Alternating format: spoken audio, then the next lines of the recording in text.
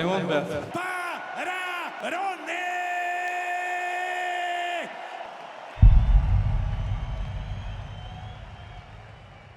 Ahojte.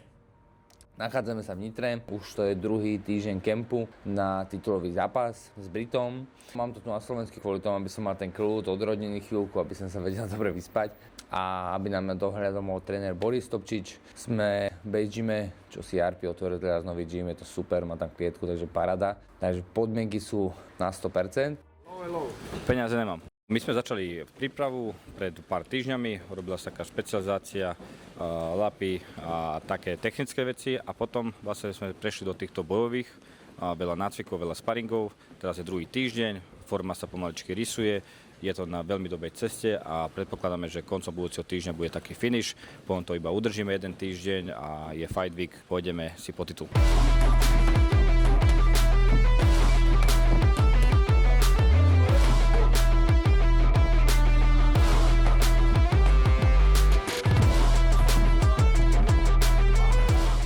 Ideme na sparingy, dojde Surdu, dojde Fabšo, je to Matuško Hout, čiže dobrá zostava celkom.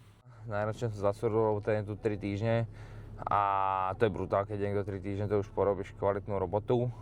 Veľký big up Surdovi, že došiel takto. Je to bomba, je to super. Pozri, a nič nepotrebuješ v živote, všetko mu dáš robiť a nikoho nepotrebuješ už viacej. Na recepcii zamýša ti BCAčka, povysáva, poupratuje, poumýva. A to je budúcnosť. Boris by ťa pochválil, ne? Za toto. Za túto modernizáciu. Určite, komunista jeden. Mám 5 týždňov do zápasu, pomaly ideme do dynamiky a mám miliardu tréningov za týždeň a koniec týždňa zakončíme sparingami, takže...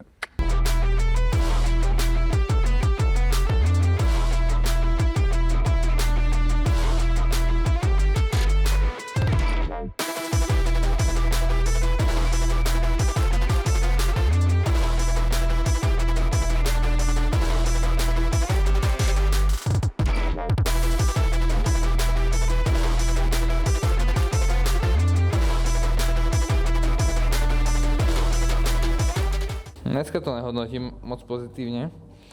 Dneska, keby to bolo od 1 do 5, tak to je taká štvorka. Ale ako to hovorím, niekedy dobre, niekedy zle. Sometimes good, sometimes shit.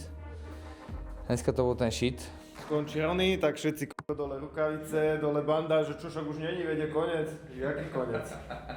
Však Rony skončil, máme fajn, všetci hotovo, po prvom kole 1-5, odspárovaná, vybavené.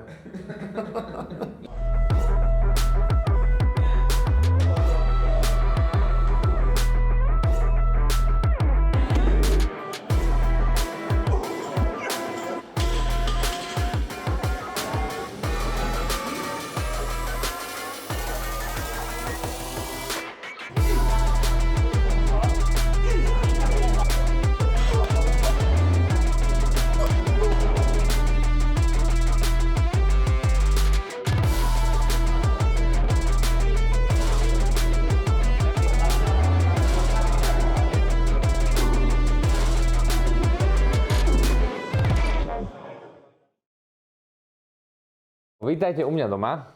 Ukážem vám nejakú prípravu teraz na tréning, veci okolo dňa, čo sa deje, keď je doma blázinec. Toto spôsobil manžel, že mal ráno jednu úlohu a to je zobrať dieťa do škôlky, prosím. Nejšlo. Môžem za to, že sú po mne a stavia o 9. Čiže to sú už druhé raňajky. Ja som mal ráno ešte vajíčka, 4, lebo by som zomrel od hladu. Ak som používam už nejaký ten piatok, dostal som na vyskúšanú na nejaké 2 mesiace. A musím si to vynachváliť, je to super, som od viac fokusovaný, mám takú väčšiu akoby chuť.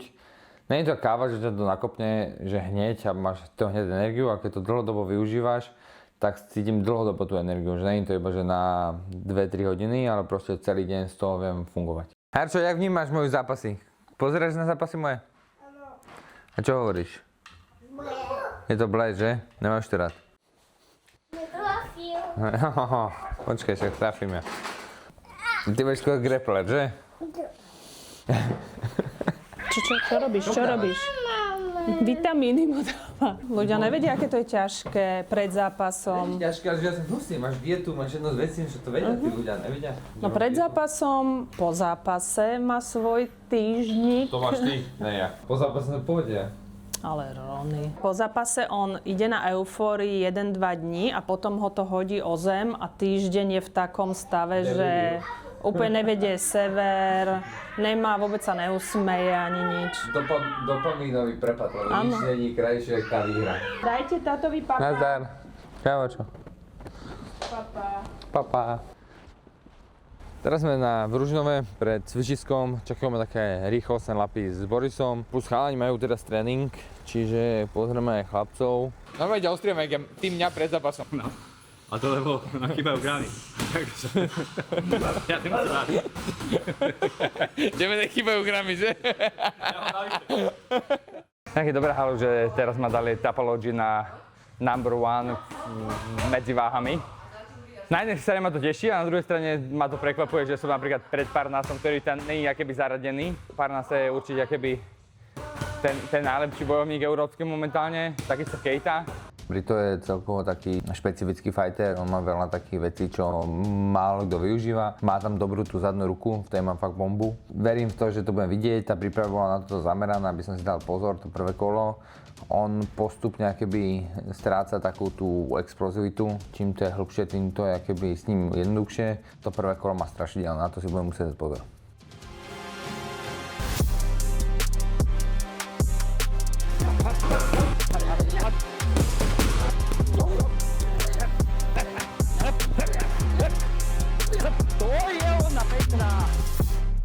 Geniálna forma, lepšej som ho sa ani nevidel, verím, že bude champ znova. 10 sekúnd a ideme na to.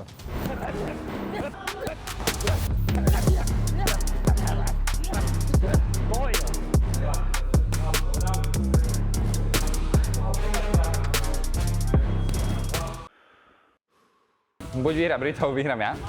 A na jednom scenári je to, že by ma mohol akože nachytať Brito.